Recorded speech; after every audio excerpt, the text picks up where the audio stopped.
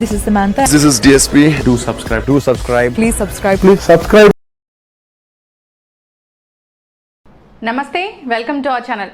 Obesity ఈ మధ్య కాలంలో చాలా మంది సమస్యతో బాధపడుతున్నారు. ఇక అసలు ఎందుకు బరువు ఎక్కుతాము, ఎందుకు తగ్గుతాము, అసలు బరువు ఎక్కకుండా ఉండాలంటే మనం ఎటువంటి జాగ్రత్తలు తీసుకోవాలి, ఎటువంటి ఆహార నియమాలు పాటించాలి, ఇక బరువు తగ్గాలంటే మనం ఏ విధంగా తగ్గవచ్చు, ఇక ఇలాంటి వివరాలన్నీ అడిగి తెలుసుకుందాం. ఈరోజు మనతో పాటు ఉన్నారు డాక్టర్ బాపూజీ గారు from centre for integrated medicine.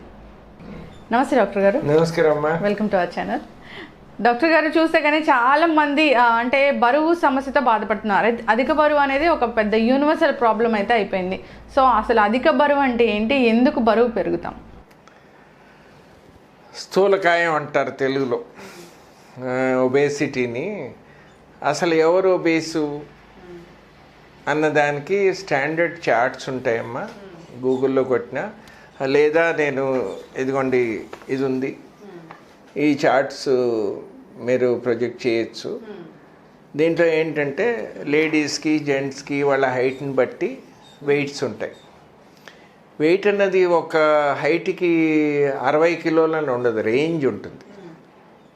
ఎట్లా అంటే 55 నుంచి 62 ఉండొచ్చు.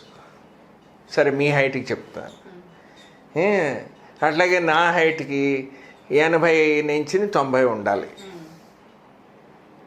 ఓకే, దాంట్లో ఎక్కడో మధ్యలో మీడియం తీసుకుని దానికి 2 కేజీలు తక్కువ ఎక్కువ పెరుగుతుంది. ఎప్పుడు మనకి పెళ్ళిళ్ళ సీజన్లో పెరుగుతుంది, బర్త్డేస్ ఫంక్షన్స్ వచ్చినప్పుడు పెరుగుతుంది, తినేస్తాం.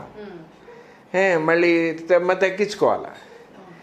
సో ఇప్పుడు ఈ స్థూలకాయం అన్నది, ఒబేసిటీ అన్నది హైట్ ఒకటే కాదండి. స్పౌస్ పెళ్ళైన వాళ్ళు స్పౌస్ వెయిట్ కూడా తీసుకోవాలి. మొగుడేమో 120 కిలోలు ఉంటాడు, పెళ్ళమేమో 45 కిలోలు అంటే మరి ఈయన బరువు తగ్గించుకున్నా లాభం లేదండి, ఆ కాపురంకి మంచిది కాదు. ఈవిడన్నా బరువు పెరిగి కొంచెం ఆయన కూడా బరువు తగ్గి ఎక్కడో అక్కడ, హస్బెండ్ ఏమో 70 కిలోస్ ఉంటే వైఫ్ కనీసం 65 కిలోలన్నా ఉండాలి, మరీ సన్నగా ఉన్నా కూడా. సో స్పౌసెస్ వెయిట్ కూడా చాలా ఇంపార్టెంట్ అండి. ఇది ఎవరు చెప్పరు, నేను ప్రాక్టికల్గా చూసేది. నా దగ్గర ఒక కపుల్ వచ్చారు. ఏంటంటే కూడా వచ్చిన ఆవిడని ఇంట్రడ్యూస్ చేయలేదు. ఒకప్పుడు మాట్లాడినప్పుడు సిస్టర్ అయి ఉండొచ్చు, వైఫ్ అయి ఉండొచ్చు, గర్ల్ ఫ్రెండ్ అయి ఉండొచ్చు, తెలియదు కదా, అడగకపోతే కష్టం అవుతుంది. నేను ప్రెజ్యూమ్ చేసుకుని వైఫ్ అయి ఉంటుందని చెప్తే తప్పు కదా. సో అందుకని బాబు ఎవరు ఈవిడ అంటే నా ఫియాన్సీ అన్నాడు. ఈయనేమో ఒక సాఫ్ట్వేర్ కంపెనీకి ఓనరు, ఫోక్స్ వ్యాగన్లో వచ్చాడు. ఆ అమ్మాయి ఏమో ఫియాన్సీ అన్నాడు, 45 కిలోలు ఉంది. ఈయనకి నడువు నొప్పి ఉంది. వెయిట్ ఎంతో తెలుసా మీకు? 143 కిలోలు. అది మరి లవ్ అంటారా, ప్రేమ గుడ్డిదన్నారు, లేదా మ్యారేజ్ ఆఫ్ కన్వీనియన్సా? ఎందుకంటే ఆయన డబ్బు ఉన్నాడు, ఈవిడికి కూడా మంచి ఇల్లు దొరికింది, కారు ఉంది, అన్నీ ఉన్నాయి, కష్టపడక్కర్లేదా? తెలీదు. సో ఫియాన్సీ అనేటప్పటికీ ఇది కాంప్రమైజ్డ్ మ్యారేజెస్ అండి. సో వెయిట్ అన్నది హైట్తో పాటు స్పౌసెస్ వెయిట్ కూడా చాలా ఇంపార్టెంట్ అండి. మరి వెయిట్ ఎవరికి పెరుగుతుంది? 90% పాపులేషన్లో బరువు పెరిగే టెండెన్సీ అందరికీ ఉంటుందండి. ఇది వంశపారంపర్యంగా అందరికీ వస్తుంది. వాళ్ళ అలవాట్లు కూడా వంశపారంపర్యంగా వస్తాయి. ఓకే, 10% వాళ్ళు ఏం తిన్నా బరువు పెరగదండి. వాళ్ళని చూస్తే నాకు కూడా ఈర్ష్యేనండి, నాకు కూడా ఈర్ష్యే వాళ్ళని చూస్తే. సో కొంతమంది సన్నగా ఉంటారు, వాళ్ళు ఏం తీసుకున్నా వాళ్ళకి బరువు పెరగదు, అదృష్టవంతులు. సో ఈ 90% మరి బరువు పెరగకుండా చూసుకోవాలి. ఎందుకు బరువు పెరుగుతుంది? కాలేజ్ డేస్లో ఏమో బాగానే ఉన్నారు, జిమ్కి వెళ్ళేవారు, 3 ప్యాక్స్ 6 ప్యాక్స్, ఏదో మరి అమ్మాయిల్ని ఇంప్రెస్ చేయడానికో, పెళ్లి చూపులకి వెళ్ళినప్పుడు ఇంప్రెస్ చేయడానికో తెలియదు. అమ్మాయిలు కూడా 45 కిలోలు 50 కిలోలు ఉంటారు. ఈ బరువు ఎక్కువ ఉన్న వాళ్ళు, నేను హిస్టరీ తీసుకున్నప్పుడు పెళ్ళప్పుడు ఎంత ఉన్నాం తల్లి అంటే 45ఏనండి, ఇవాళేమో 85 కిలోలు, నడువు నొప్పి, కాళ్ళు లాగుతుంది. అందుకని వచ్చింది. హస్బెండ్ కూడా అందుకనే తీసుకొచ్చాడు. సో ఈ బరువుకి, నడుముకి, కాళ్ళు లాగడానికి సంబంధం ఉంది, అందం ఒకటే కాదు. సో ఈ బరువు ఎందుకు పెరుగుతుంది? ఒకటేమో అసలు కాన్షియస్నెస్ లేదండి మనకి ఇండియాలో. పెళ్ళి అయిపోయింది, 2 పిల్లలు పుట్టేశారు, 35 ఏళ్ళు వచ్చాయి. ఆవిడేమో నా ఇన్నింగ్స్ అయిపోయింది, ఇంకా పర్వాలేదు, పిల్లలతో బిజీ అయిపోతుంది. హస్బెండ్ ఏమో వచ్చి 10 ఏళ్ళ తర్వాత టీవీలు చూసుకుంటాడు, లేకపోతే లేట్గా వస్తాడు, క్లబ్బులకి వెళ్తాడు, ఆల్కహాల్కి అలవాడైపోతాడు. ఈ కాన్షియస్నెస్ లేక, ఎందుకంటే మగాళ్ళు ఫిట్గానే ఉండాలి, ఆడవాళ్ళు ఫిట్గానే ఉండాలి, వాళ్ళు అందంగా కూడా ఉండాలి. మరి పెళ్ళప్పుడు ఎంత అందంగా ఉన్నారో మరి ఎందుకు మెయింటైన్ చేసుకోకూడదు? ఇవాళ మ్యారీడ్ డిస్కంటెంటు, డిఫరెన్సెస్ వచ్చేది ఇది కూడా చాలా ఇంపార్టెంటేనండి. సో ఒకటి మనకి కాన్షియస్నెస్ లేదు. రెండోది ఏంటంటే సోమరిపోతనం ఎక్కువైపోయింది, సెడెంటరీ లైఫ్ అంటారు. కాలేజ్ డేస్లో శుభ్రంగా ఎక్సర్సైజ్ చేసేవారు, అంతా బాగానే ఉంది. మగాళ్ళలో ఏమవుతుంది? కష్టపడ్డారు, అప్పుడు జాబ్ దొరికింది, బాగా సంపాదిస్తున్నారు, బాగా కష్టపడుతున్నారు, పొద్దున్న వెళ్తారు, రాత్రి వస్తారు, ఇక్కడ వెహికల్ ఎక్కితే అక్కడ దిగుతున్నారు, అక్కడ మెట్లు ఎక్కుతున్నారు, ఎక్కట్లేదు, లిఫ్ట్ మీద వెళ్తున్నారు. మెట్లు ఎక్కి 2 అంతస్తులు మెట్లు ఎక్కచ్చు కదా, లేదు, లిఫ్ట్ దగ్గర కనీసం 15 నిమిషాలు నుంచుంటాడు. అది ప్రాబ్లము. సో మన లైఫ్ సెడెంటరీ అయిపోయింది, కాయ కష్టం లేదు, కష్టపడే పని లేదు, అన్నిటికీ ఆటోమేటిక్గా బటన్ నొక్కితేమో ఛానల్ ఓపెన్ అయిపోతుంది, బటన్ నొక్కితేమో అదేది ఏదో తీసుకొచ్చారండి మా ఇంట్లో, ఎలా చెప్తే ఆ పాట పెట్టమంటే పాట పెట్టేస్తుంది, పిల్లలు కూడా ఎలక్ట్రా అది. సో అన్నీ ఆటోమేటిక్ అయిపోయాయి. సో దాంతో న్యాచురలీ కాయ కష్టం లేదు కదా. సో మనం తినే తిండికి తిండి కూడా పెరిగిపోతుంది, బరువు పెరిగిపోతారు, తెలియకుండా మెల్లిమెల్లిగా పెరిగిపోతున్నారు. ఇవాళ 90 కిలోలు ఆయన ఉన్నాడు, ఆవిడ 80 కిలోలు ఉందంటే ఏదో నెల రోజులు 2 నెలల్లో పెరగలేదండి. గత 2-3 ఏళ్ళలో పోగు చేసుకొచ్చారు, సడన్గా వాళ్ళకి తెలుస్తుంది అయ్యో లావ్ అయిపోయాను. సో ఇది lack of consciousness first reason. Second reason ఏమో sedentary life and rich food ఒకటి అలవాటైపోయింది. ప్రతిదీ అంటే దాంట్లో ఆయిల్ ఉండాలి, మసాలా ఉండాలి, నాన్ వెజ్ ఎక్కువ తింటే బలం వస్తుందని చెప్పి నాన్ వెజిటేరియన్స్లోనూ, వెజిటేరియన్స్లోనేమో నెయ్యి వాడతాం, నెయ్యి వాడికి తగ్గట్టుగా కాయ కష్టం లేదుగా. నేను ఇదివరకు చెప్పినట్టు బ్రేక్ఫాస్ట్ తింటున్నారు, లంచ్ తింటున్నారు, సాయంత్రం ఏమో ఏదో టిఫిన్ కానీ కారపూస కానీ మురుకులు తింటున్నారు, రాత్రి భోజనం చేస్తున్నారు. ఇది కాకుండా ఆఫీసుల్లో ఎవరిదో బర్త్డే, అక్కడ కలాకందు సమోసా ఎలాగ పెడతారు, ఎవరికో ప్రమోషన్ వచ్చింది సెలబ్రేషను, ఎవరికో ట్రాన్స్ఫర్ అయింది సెలబ్రేషను, నెలకి కనీసం 10 సార్లు. అసలు ఆకలి అంటే ఏమిటో తెలియదండి ఎవరికైనా. ఏదో పెడుతున్నారు కనుక తింటున్నారు, బ్రేక్ఫాస్ట్కి టైం కనుక తింటున్నారు, నిజం ఆకలి అసలు ఎవరికీ తెలియదు. సో రిచ్ ఫుడ్ ఒకటి, దాంట్లో పెళ్ళిళ్ళకి వెళ్తే ఇంక చెప్పక్కర్లేదు. అందులో నార్త్ ఇండియన్ పెళ్ళిళ్ళకి వెళ్తే 300 ఐటమ్స్ ఉంటాయండి. దాంట్లో అసలు తిన్నా కూడా ఆకలితో ఇంటికి వస్తామండి. ఎన్ని ఐటమ్స్ ఉంటాయంటే పోనీ ఒకసారి వడ్డించుకుని ఏది బాగుందో మళ్ళీ వడ్డించుకుందాం అనుకుంటే ఆ 300 ఐటమ్స్ చూసేటప్పటికే అరగంట అయిపోతుంది. మళ్ళీ వడ్డించుకుందాం అంటే అక్కడ అందరూ తీసుకుని ప్లేట్లు నుంచునే ఉంటారు. ఈ మధ్యన క్యాటరర్స్ ఏమో కుర్చీలు కూడా వేయట్లేదండి. సో 1000 మంది భోజనం 1500 పెట్టచ్చు. మరి పెద్ద వయసు వాళ్ళకి కుర్చీలు వేయాలి కదండి, వేయట్లేదు. రెండోసారి వెళ్ళడానికి మొహమాట పడుతున్నారు. సో రిచ్ ఫుడ్ ఒకటి ఈజ్ ది థర్డ్ రీజన్ అమ్మా. అండ్ ఆల్కహాల్ ఒకటి. ఈ మధ్యన ఆల్కహాల్ చాలా ఫ్యాషన్ అయిపోయింది, సినిమాల్లో చూపెట్టేస్తున్నారు, పబ్బుల్లో తాగేస్తున్నారు. And middle class, lower middle class పీపుల్లో ఏంటంటే వాళ్ళు ఉద్యోగాల్లో సంపాదన ఎక్కువ అయ్యేటప్పటికీ అదొక ఫ్యాషన్ అనుకుంటున్నారు. అది కరెక్ట్ కాదండి. ఆల్కహాల్ అన్నది ethyl alcohol that gives calories. దాన్ని బర్న్ చేయడానికి ఫిజికల్ యాక్టివిటీ ఉండాలి, అదొకటి. ఆల్కహాల్ ఏమో అడిక్షన్ ఫార్మింగ్. ఇవాళ ఒక బాటిల్ బియర్ తోటి మొదలెడతారు, రోజు వారానికి ఒకసారి అంటారు, తర్వాత వారానికి 2 రోజులు అవుతుంది, తర్వాత 3 రోజులు అవుతుంది, రోజు బియర్ తాగడం మొదలెడతారు.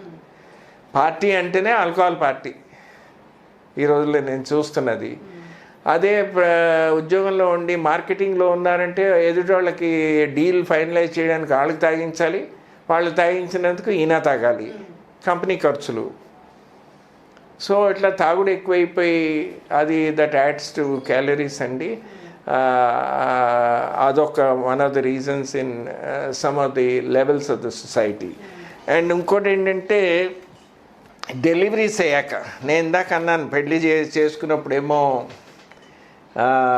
50 కిలోలు ఉంటుంది, ఒక డెలివరీ అయిపోయేటప్పటికి 15 కిలోలు, రెండో డెలివరీ అయిపోయేటప్పటికి 80 కిలోలు. మొగుడు ముందన్నా నడుస్తాడు, వెనకాలన్నా నడుస్తాడు బక్కగా ఉంటే ఆవిడకన్నా, పక్కనైతే నడవడు మార్కెట్లో. లేదా పెళ్ళిళ్ళలో ఏం చేస్తారంటే లేడీస్ దగ్గర వదిలేసి తను వెళ్ళి ఫ్రెండ్స్ తోటి మాట్లాడుకుని అక్కడ వాళ్ళు పెగ్గులు అవన్నీ సెలబ్రేషన్స్ ఉంటాయి కదా చేస్తూ ఉంటారు. ఇది ఎందుకు డెలివరీ తర్వాత పెరుగుతున్నారు? పూర్వకాలంలో మరి మా నాయనమ్మకి 13 డెలివరీస్ అయ్యాయి. ఆవిడ మరి 80 ఏళ్ళకి కూడా మినపప్పు రుబ్బింది కదండి. మరి ఇవాళ 2 డెలివరీస్ అయిపోయాకే ఆవిడ 80 కిలోలు అయిపోయింది. రీజన్ ఏంటంటే డెలివరీ అప్పుడు ఫీమేల్ హార్మోన్స్ ఎక్కువ ఉంటాయి.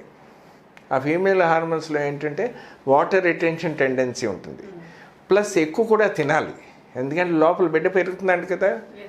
సో ఎక్కువ తింటారు, దాంట్లో రిచ్ ఫుడ్, అందులోకి మధ్యన ఇవన్నీ చాక్లెట్లు అన్నీ వచ్చేసే అన్నీ మధ్యలో తినేవన్నీ ఆ రోజంతా తింటూనే ఉంటుంది. ప్రెగ్నెన్సీ అప్పుడు గెయిన్ చేయడం అది నార్మలే, కానీ ప్రెగ్నెన్సీ తర్వాత 40 రోజులు ఈ హార్మోన్స్ నార్మల్ అవ్వడానికి, ఆ డెలివరీ ప్రెగ్నెన్సీలో ఎక్స్పాండ్ అయిన యూట్రస్ నార్మల్ అవ్వడానికి 42 రోజులు పడుతుంది. పూర్వకాలంలో 42 రోజులును నడుము కట్టని, పచ్చమని, చల్లటి వస్తువులు తినకూడదు, అన్నీ వేడి చేసేవి, బాలింతలు పచ్చిమని, ఎల్లుల్లిపై కారపొడి అవి చేసి పెట్టేవారు. అవన్నీ ఫాలో అవ్వట్లేదు. అలోపతిలో ఏమో ఇక్కడ చెప్పట్లేదు. అమెరికాలోను యూరోప్లో పోస్ట్ డెలివరీ ఎక్సర్సైజెస్ అని చెప్తారు, అక్కడ వాళ్ళు ఫాలో అవుతారు. ఇక్కడ అది కూడా లేదు. డెలివరీ అయిన వెంటనే పాప మగుడేమో వెళ్ళి అడుగుతాడు ఏం కావాలంటే ఆవిడ కోకోకోలాను మసాలా దోశ కావాలంటుంది, తీసుకొచ్చేస్తాడు. తినకూడదు అవి మరి. సో ట్రెడిషనల్ కేరు లేదు. ఇప్పుడు ఇండియాలో ఏంటంటే ఆంధ్రాలో ఒకటి, తెలంగాణలో ఒక రకం పథ్యం, ఒక రకం పద్ధతి ఉంది, నార్త్ ఇండియాలో కొన్ని పద్ధతులు వేరున్నాయి. ప్రతి కమ్యూనిటీలో రీజనల్గా ఇండియాలో పోస్ట్ డెలివరీ కేర్ అన్నది ట్రెడిషనల్గా అందరూ చెప్పేవారు. ఇప్పుడు న్యూక్లియర్ ఫ్యామిలీస్ అయిపోయాను కనుక నాయనమ్మలు లేరు, అమ్మమ్మలు లేరు, ఈ కొత్తగా చదువుకున్న వాళ్ళు పుస్తకాలు చదివి పిల్లల్ని కూడా పెంచుతున్నారు, అది పరిస్థితి. సో అది లేదు కనుక ఈ lack of post delivery care. ఇంకోటి ఏంటంటే ఈ మధ్యన 2 పిల్లలే కావాలి, ఒక పిల్లాడే కావాలి, ఒక పాపే కావాలని అనుకున్న ఇది వచ్చింది. ఎందుకంటే ఖర్చులు పెరిగిపోయాయి. వాళ్ళ స్కూల్లో ప్రీ స్కూల్లో చేర్చాలంటే చాలా ఎక్స్పెన్సివ్. సో అందుకని ఏం చేస్తున్నారు, అది ఇమీడియట్గా స్టెరిలైజేషన్ చేయడానికి ఉండదు. పోనీ టెంపరీ కాంట్రసెప్షన్ ప్రికాషన్ తీసుకుందామంటే ఎక్కడో తప్పు జరుగుతుంది. ఆవిడ ప్రెగ్నెంట్ అయిపోయేటప్పటికి ఈ ఎంటీపీ చేస్తున్నారు, అంటే మెడికలీ టర్మినేట్ చేస్తారు ప్రెగ్నెన్సీ. అది లీగలే. ఆ డీటెయిల్స్లోకి నేను వెళ్ళట్లేదు. ఏమన్నా అనుకోకుండా ప్రెగ్నెంట్ అయ్యి ఉంటే లీగల్లీ టర్మినేట్ చేయొచ్చు, గైనకాలజిస్ట్ ఆబ్స్టిట్యూషన్ దగ్గరికి వెళ్ళొచ్చు మీరు. సో ఈ ప్రతి abortion case post delivery case కింద ట్రీట్ చేయాలండి. ఎందుకంటే హార్మోనల్ చేంజెస్ ఏవైతే 40 రోజులు పడుతుంది. అది ఫాలో కాకపోతే ఈ అబార్షన్స్ మూలాన్ని కూడా పెరిగిపోతారు. సో ఇది ఏంటంటే రిపీటెడ్ అబార్షన్స్, ఈ కొన్ని హార్మోన్స్ ఇస్తున్నారు పీరియడ్స్ ఇరెగ్యులర్ అయినప్పుడు, లేకపోతే ఐవీఎఫ్ అంటారు చూడండి, ఇది పిల్లలు పుట్టలేదు. సో ఇన్ విట్రో ఫర్టిలైజేషన్ అని స్పామ్ తీసుకుని బయట ఫర్టిలైజ్ చేసి ఇంట్రడ్యూస్ చేస్తారు. దాంట్లో 20% సక్సెస్ రేట్ అండి, అది మన అదృష్టం మీద ఉంటుంది.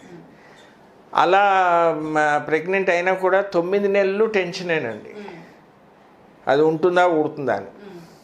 ఎందుకంటే ఒక స్పర్మ్ మీరు ఐసోలేట్ చేసి ఆవిడ దాంట్లో నుంచి అండం కానీ ఎగ్ తీసి బయట పెట్టి డిష్లో న్యూట్రియంట్స్లో అది ఫర్టిలైజ్ చేసి అవి కొన్ని సెల్స్ మల్టిప్లై అయ్యాక దాన్ని మళ్ళీ రీఇంట్రడ్యూస్ చేస్తున్నారు. అందుకే ఇన్ విట్రో ఫర్టిలైజేషన్ అన్నారు. అంటే ఫర్టిలైజేషన్ బయట అవుతుంది, నార్మల్గా ట్యూబ్లో అవుతుంది. సో ఇన్ విట్రో ఫర్టిలైజేషన్లో ఇది మరి పిల్లలు పుట్టలేదు ఆవిడకి, సోషల్ ప్రెషరు, ఫ్యామిలీ ప్రెషరు, ఈ గైనకాలజిస్ట్ ఆబ్స్టిషియన్లో వాళ్ళ మీద ప్రెషరు, సో హార్మోన్స్ మీద పెడతారు. అది ఇది కాకుండా టోటల్ బెడ్ రెస్ట్ అంటారు, దాంతో అదొకటి పెరిగిపోతుంది.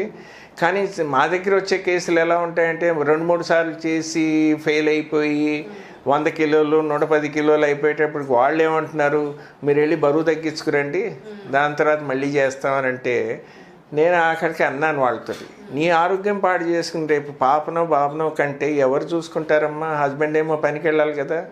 సో అది కరెక్ట్ కాదు. So you have to strike a balance అది. ఇంకోటి ఏంటంటే ఈ సర్జరీ చిన్న సర్జరీ అయిపోయినా కూడా self imposed bed rest. Example ఇస్తాను, 96% డెలివరీస్ నార్మల్గా ఉండాలండి, 2% ఏమో అసిస్టెడ్ డెలివరీస్ అంటాం.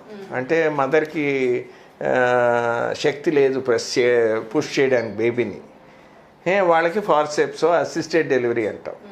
3 Idiots సినిమాలో చూసుంటారు, వ్యాక్యూమ్ తోటి బయటికి లాగుతారు. సో అది అసిస్టెడ్ డెలివరీ అంటాం. అలాగే 2% మొత్తం 100 డెలివరీస్లో మాకు నేర్పింది ఇవాళ కూడా అది హోల్డ్ అవుతుంది, అది పర్సంటేజు 2 షుడ్ బి సిజేరియన్. దాంట్లో మదర్కి రిస్క్ లేకపోతే బేబీకి రిస్క్. కానీ ఇప్పుడు ఏమైంది, 96% డెలివరీస్ అన్నీ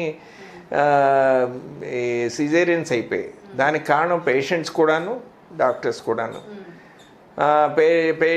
పేషెంట్స్కి ఏమో వాళ్ళకి నొప్పి భరించకూడదు, కళ్ళు మూసేసి కళ్ళు ఇప్పేటప్పటికి పాప పక్కన ఉండాలా, ఈ యాటిట్యూడు.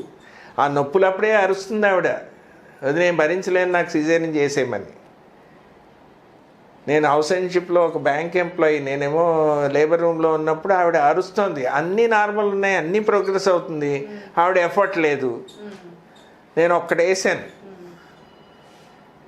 నువ్వు ముక్కమంటే ముక్కకుండా నువ్వేమో సిజేరియన్ చేసేయంటే కాదు, అట్లా చేయకూడదు చేయంటే చెప్తున్నాను యాటిట్యూడ్. డాక్టర్స్కి ఏంటి, ఆ డాక్టరే ఉండాలి డెలివరీ అయినప్పుడు.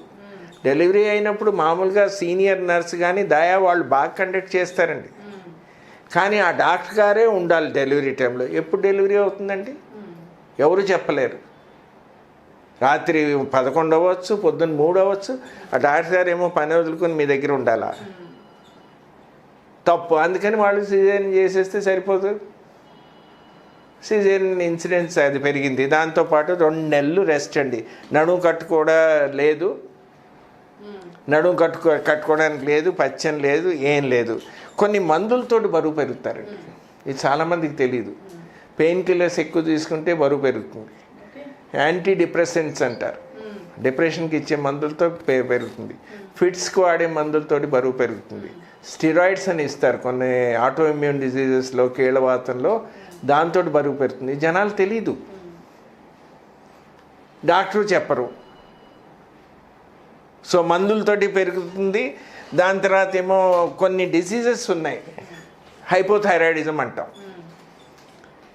హైపోథైరాయిడిజంలో అంటే థైరాయిడ్ తక్కువ పనిచేస్తే సోమరిపోతనం, అదే తిండి అదే యాక్టివిటీ, బరువు పెరుగుతుంది. అది ఈ మధ్యనేమో అందరికీ థైరాయిడ్ మెడిసిన్ మీద పెట్టేస్తున్నారండి, TSH మీద. చాలా తప్పు. థైరాయిడ్కి డెఫినెట్ సిమ్టమ్స్ ఉంటాయి. అదే తిండి తింటున్నారు, అదే యాక్టివిటీ ఉంది, గత 6 నెలల్లో మీరు 10 కిలోలు పెరిగితే అప్పుడు సస్పెక్ట్ చేయాలా. ప్లస్ ఎప్పుడూ పడి ఉండాలనిపిస్తుంది, లెథార్జీ అంటారు, సోమరిపోతనం. అటు కూర పెట్టేసి వచ్చి మళ్ళీ అక్కడ దివాన్ ఖాళీగా కనబడితే పడుకుంటుంది. సో దాన్ని లెథార్జీ అంటారు. పల్స్ రేట్ తగ్గాల, మొహం ఉబ్బాల. మరి సైనస్ అందరికీ ఉంది, సైనస్ తోటి మొహం ఉబ్బుతుంది, థైరాయిడ్ తోటి ఉబ్బుతుంది. ఇప్పుడు ఏమైందంటే ఎండోక్రైనాలజిస్ట్ TSH మీద పెట్టేస్తున్నారు అందరికీ. 25 mcg 12.5 కూడా డోస్ వచ్చిందండి, కంపెనీలు కూడా మ్యానుఫ్యాక్చర్ చేస్తారు. మేము చదువుకునే రోజుల్లో 100 mcg was the minimum dose. మాకు ఎగ్జామ్లో థైరాయిడ్ కేసులు అలా పెట్టి పేషెంట్ మాట్లాడకూడదు, ఎగ్జామిన్ చేయకూడదు, చూడగానే థైరాయిడ్ కేసు అని చెప్పాలి. సో వాళ్ళకి ఐబ్రోస్ ఊడిపోతాయి, మరి జుట్టు ఈ మధ్యన అందరికీ ఊడుతుంది. మా పిల్లలకి వాళ్ళు షాంపూలు వాడేస్తున్నారు, 5 నిమిషాల్లో తలంటి పోసుకుని వస్తున్నారు, నూనె రాసుకోరు. సో చాలా కారణాలు ఉన్నాయి దీంట్లో. సో ఆ జుట్టు రాలిపోతుందంటే చాలు థైరాయిడ్, ఆ TSH కొంచెం పెరిగేటప్పటికి థైరాయిడ్ మందు లైఫ్ లాంగ్ తీసుకోవాలా. పోనీ మీరు అడిగారా డాక్టర్ గారిని, ఎన్నాళ్ళు తీసుకోవాలి, మధ్యలో మిస్ అయ్యి నువ్వు మిస్ కాకూడదు. పోనీ మిస్ అయితే ఏమవుతుంది, పేషెంట్ చచ్చిపోతాడా, సీరియస్ అవుతుంది, చెప్పరు. సో ఈ మధ్యన అనవసరంగా థైరాయిడ్ మెడిసిన్స్ మీద పెడుతున్నారు, దాంతో ఆకలి ఎక్కువ అవుతుందండి. సో అది కరెక్ట్ కాదు. ఆ థైరాయిడ్ మెడిసిన్ మీద పెట్టాకైతే మరి థైరాయిడ్ మెడిసిన్ మీద పెట్టాక మరి బరువు తగ్గాలి కదా. ఇన్స్టెడ్ ఆఫ్ దట్ పెరుగుతుందండి, ఆకలి ఎక్కువ అవుతుంది థైరాయిడ్ మెడిసిన్ వల్ల. సో దాంతో ప్రాబ్లం అయిపోతుంది. ఇంకోటి సైకలాజికల్. కొంతమందికి రైస్ తినకపోతే తిన్నట్టు ఉండదండి. నాకు ఉండేది కాలేజీ రోజుల్లో. రాత్రి కనుక అన్నం పెట్టకపోతే 10ంటికి అన్నీ రొట్టెలు తిన్నాను, కూర తిన్నాను, అన్నీ తిన్నాను, లేదా హోటల్కి అందరూ వెళ్ళినప్పుడు అందరితో పాటు తిన్నాను. రాత్రి 10ంటికి థాట్ వస్తుంది, ఒరే అన్నం తినలేదురా నువ్వు అని. నేను రాత్రి లేచి బియ్యం పొయ్యి మీద పడేసుకుని అన్నం వండుకుని, పప్పు వండుకుని, చారు వండుకుని, కూర వండుకుని 12ంటికి కూర్చుని తిన్న రోజులు ఉన్నాయి. అంటే నాకు నిజం ఆకలి అంటారా? కాదు, అబ్సెషన్ అనమాట. నువ్వు అన్నం తినలేదు, ఆ థాట్ చాలు. అలాగే మీరు శుభ్రంగా తింటారు, భోజనం అయిపోయింది, ఈ లోపుగా ఎవరో మీకు స్వీట్ తెచ్చిస్తారు. ఆ స్వీట్ మీ ఇష్టమైన స్వీట్ అండి. అది ఇష్టం కనుక తింటున్నారు, లోపల చోటు లేకపోయినా. సో దీన్ని విషమాగ్ని అంటారు, అంటే అబ్నార్మల్ అపెటైట్. దానికి ఒక రీజను రైము లేదు, ఇట్స్ సైకలాజికల్ రీజన్. సో ఇవి కారణాలు బరువు పెరగడానికి. మరి బరువు ఎంత ఉండాలి అన్నది చార్ట్ రెఫర్ చేసుకుని మీరు డిసైడ్ చేసుకోండి. బరువు ఎలా తగ్గించాలి, మెయిన్ క్వశ్చన్ అది. కొంతమంది లేడీస్ ఏమంటారు వచ్చినప్పుడు, డాక్టర్ గారు నాకు ఇక్కడే పెరిగింది, ఇది తగ్గించాలి, ఇక్కడ పెరిగింది, వెనకాల పెరిగింది. అండ్ కొంతమందికి ఏంటంటే నేను చూసిన కేసుల్లో లేడీస్లో పర్టికులర్గా వాళ్ళేమో పైనేమో నార్మల్గా కనబడతారండి. నేనేదో 65, 70 ఉంటుందేమో అని అనుకుంటే వెయింగ్ మెషిన్ ఎక్కేటప్పటికి ఆవిడ 90 కిలోలు ఉంటుంది. ఈ సారీ అన్నది చాలా డిసెప్టివ్ గార్మెంట్ అండి. ఆ కింద ఎంత పెరిగిపోతుందో ఎవరికీ తెలియదు. సో ఇవన్నీ ఏంటంటే ఇండివిజువల్ శరీర తత్వాన్ని బట్టి ఉంటుంది, కాన్స్టిట్యూషన్ అది.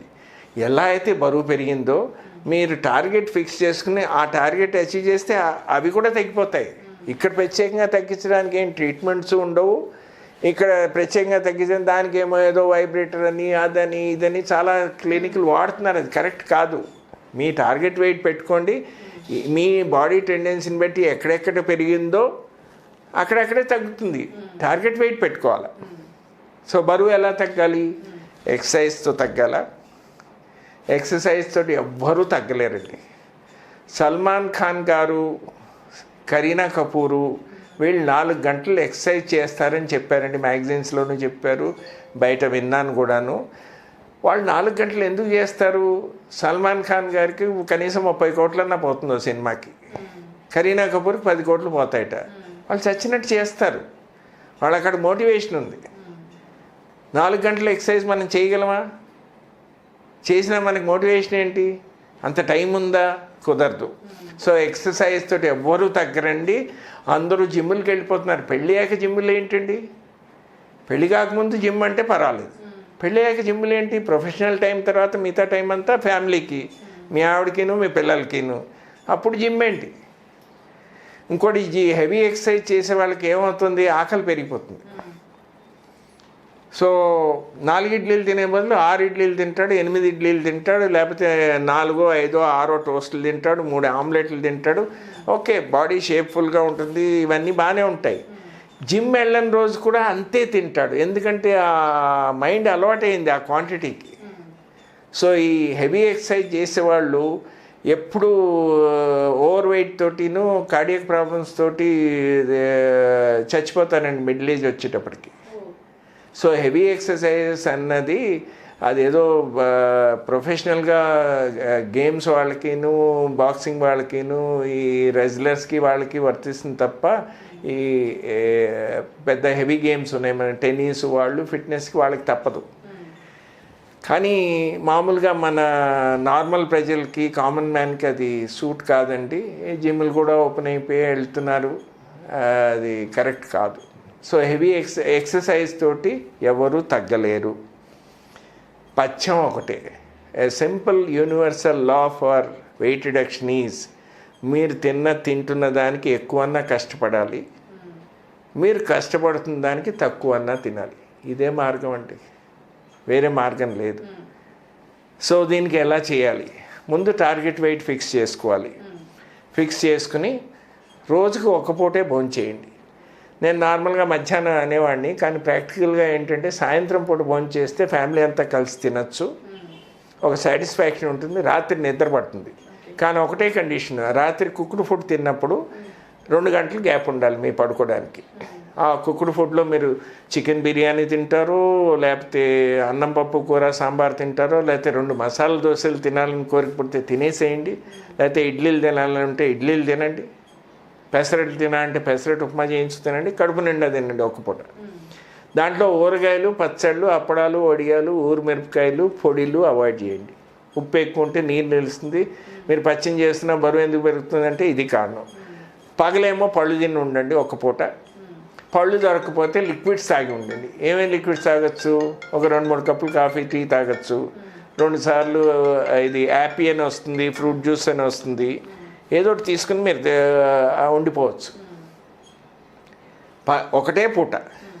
దీంతో వెయిట్ మెయింటైన్ అవుతుంది, తగ్గదు. మొదట్లో కొంచెం తగ్గుతుంది, తర్వాత తగ్గదు. వారానికి 2 రోజులు సోమవారము, గురువారము ఉపవాసాన్ని పెట్టుకోండి. ఉపవాసం అంటే ఈ మధ్యన అన్నీ మార్చేశారండి.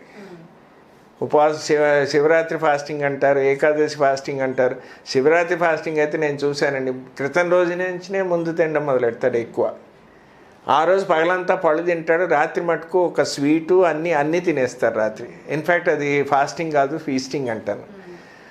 అలాగే రంజాన్లో కూడా ఏంటంటే, మరి ఇది హిస్టరీ నేను ట్రేస్ చేయలేదు.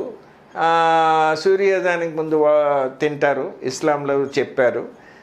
రాత్రి ఏమో సూర్యాస్తం అయ్యాక తింటారు. కానీ వాళ్ళు రోజా ఉంటున్నారు కనుక వాళ్ళు డ్రై ఫ్రూట్స్ అవి చాలా రిచ్గా ఉంటాయి ఆ ఫుడ్స్. వాళ్ళు బరువు పెరుగుతారు ఇంకా. అది మంచినీళ్ళు కూడా ఉమ్ము కూడా మింగకుండా ఉండడం చాలా కష్టం అండి ఆ ఫాస్టింగ్. అది దానికి ఫాస్టింగ్ సిగ్నిఫికెన్స్ ఏంటి? ఒకటేమో విల్ పవర్ పెంచడానికి, మీ డిటర్మినేషన్, మెంటల్ ఆస్పెక్టు. రెండోదేమో మీ డైట్ గురించి, బరువు తగ్గడానికి కానీ ఇంకా ఉప్పు తగ్గించడానికి కానీ ఫాస్టింగ్ హెల్ప్స్ అనమాట. సో ఇది ఒక్క పూట భోజనం చేస్తూ 5 రోజులు, మిగతా 2వ పూట ఏమో పగలు పళ్ళు, పచ్చికూరగాయలు తినండి. పచ్చికూరగాయలు ఉప్పు వేసుకోవద్దు, పళ్ళు అన్నీ తినచ్చు, ద్రాక్ష పళ్ళు తప్ప. క్వాంటిటీ రెస్ట్రిక్షన్ లేదు. సోమవారం, గురువారం లిక్విడ్ డైట్, ఉట్టి లిక్విడ్స్. ఏ లిక్విడ్స్ తాగొచ్చు? పాలు, మజ్జిగ వద్దు, ఆల్కహాల్ వద్దు, ముట్టుకోకూడదు. సో 3 కప్పులు కాఫీ, టీ తాగొచ్చు. పొద్దున ఒకసారి, 11ంటికి ఒకసారి, 5ంటికి ఒకసారి. మధ్యలో తేనె కనుక దొరికితే, మీరు తేనె మంచిది దొరకపోయినా బెల్లం పాకమే అనుకోండి, పర్వాలేదు, దాంట్లో ఏం నష్టం లేదు. సో మామూలు మంచినీళ్ళలో, వేడి మంచినీళ్ళు చల్లటి వద్దు, మామూలు మంచినీళ్ళలో 3 చెంచాలు, అలా 3 సార్లు తాగితే 9 చెంచాలు. నీరసం ఏం రాదండి. దెన్ 3 సార్లు యాపిల్ జ్యూస్ కానీ, యాపీ దొరుకుతుందండి, ఇది టెట్రా ప్యాక్. అది మంచిదా ఆరోగ్యానికి? ఆ ఏరేటెడ్ కూల్ డ్రింకు, థమ్స్అప్, స్ప్రైట్లు కన్నా ఇది మంచిదండి. Between the 2 evils I'm asking you to choose the lesser evil. ఎందుకంటే 10 రూపాయల్లో అయిపోతుంది. మీరు యాపిల్స్ తీసుకొచ్చి జ్యూస్ చేస్తే టేస్టు రాదు, 80 రూపాయలు పోతాయి. సో యాపీ 3 సార్లు, ఫ్రూటీ 3 సార్లు, 2 సార్లు కోకోనట్ వాటర్, ఇట్లా 10 సార్లు తాగొచ్చు ప్రతి 2 గంటలకి. మర్నాడే మళ్ళీ భోజనం చేయాలి, అది ఫాస్టింగ్. ఇది సోమవారం, గురువారం పెట్టుకోండి. రిలీజియస్ రీజన్స్లో మీకు నమ్మకాలు ఉన్నాయి, ఇది మంగళవారం అయితే ఆంజనేయ స్వామి, శుక్రవారం అయితే వరలక్ష్మి, మీరు పెట్టుకోవచ్చు వేరే. కానీ కాన్సిక్యూటివ్గా వద్దు. మీరు వారానికి 1 కిలో చొప్పున తగ్గుతారండి. నాన్ వెజిటేరియన్స్ అయితే సండే శుభ్రంగా చికెన్ తినేయండి, ఎవరు కాదంటున్నారు? ఈ 2 రోజులు ఫాస్టింగ్ పెట్టుకుంటే వారానికి ఒకసారి వెయిట్ చూడాలండి. ఇంట్లో వెయింగ్ మెషిన్ పెట్టుకుని ఆవిడ రాత్రి పడుకునేటప్పుడు చూస్తుంది, నైటీ వేసుకుని, పొద్దున్న లేవగానే చూస్తుంది, టాయిలెట్కి వెళ్ళి చూస్తుంది, తర్వాత ఏమో బ్రేక్ఫాస్ట్కి ముందు చూస్తుంది, బ్రేక్ఫాస్ట్ తర్వాత చూస్తుంది, కాంజీవరం చీర, ధర్మవరం చీర, సల్వార్ కుర్తా అవన్నీ వేసుకున్నాక చూస్తుంది. అన్ని కోపం వచ్చి బాత్రూంలో పెట్టి బట్టలన్నీ ఇప్పేసి వెయిట్ చూస్తుంది. ఆహా, సాటిస్ఫాక్షన్ ఒక 600 గ్రాములు. అది కరెక్ట్ కాదు. వారానికి ఒకసారి ఏదో ఒక వెయింగ్ మెషిన్, ఎందుకంటే వెయింగ్ మెషిన్కి వెయిట్లు తేడా ఉంటాయి. సో వారానికి 1 కిలో చొప్పున తగ్గితే, సపోజ్ 90 కేజీలు ఉంది ఆవిడ, టార్గెట్ వెయిట్ ఎంత 65 అనుకుందాం. 65 kgs వచ్చేంత వరకు ఒక్క పూట భోజనం, ఒక పూట పళ్ళు, వారానికి 2 రోజులు ఫాస్టింగు, అది కాకుండా 4 గ్లాసులు నీళ్ళు కానీ 6 గ్లాసులు నీళ్ళు తాగితే ఎందుకు తగ్గరండి? ప్రాబ్లం ఎక్కడంటే 5-6 కిలోలు తగ్గేటప్పటికి ఆవిడకి చాలా ఫ్రెష్గా అనిపిస్తుంది, యాక్టివ్గా ఉంటుంది, తగ్గినట్టు అనిపిస్తుంది, వదిలేస్తారు. ఒక బకెట్ నీళ్ళల్లో 2 గ్లాసులు నీళ్ళు తీస్తే ఎట్లా తెలుస్తుందమ్మా? 4 మగ్గులు తీస్తే తప్ప తెలియదు. సో వెయిట్ తగ్గడానికి ఇది ఒకటే మార్గం అమ్మా. మీరు ఎక్సర్సైజ్ రోజంతా పని చేస్తున్నామండి ఇంట్లో, ఇంకెక్కడ ఎక్సర్సైజెస్ అని లేడీస్ అంటున్నారు. నేను ఒక ఎగ్జాంపుల్ చెప్తాను మీకు. ఇది ఇంటర్నేషనల్ పుస్తకంలో రాసింది. 53 వేసన గింజలు తింటే దాన్ని బాడీలో అక్యుములేట్ కాకుండా ఉండాలంటే 5 కిలోమీటర్లు నడవాలి. 2 ఎగ్స్ తింటే 5 కిలోమీటర్లు నడవాలి. ఒక బాటిల్ బియర్ తాగితే 5 కిలోమీటర్లు నడవాలి క్యాలరీస్ అక్యుములేట్ కాకుండా ఉండాలంటే.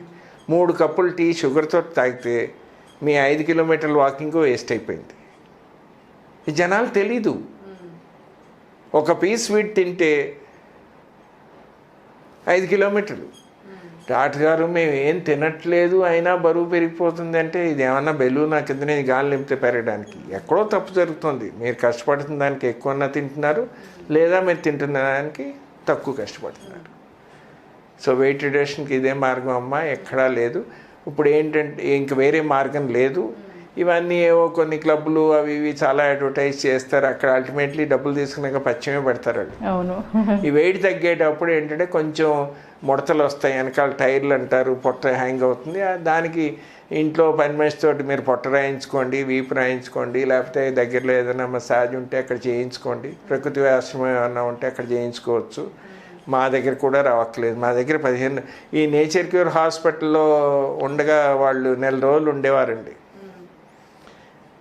అక్కడ 8 కిలోలు తగ్గి బయటికి రాగానే దొంగగొడ్డు చేలో పడ్డట్టు అక్కడే అసలు ప్లాన్ చేసుకుంటారు.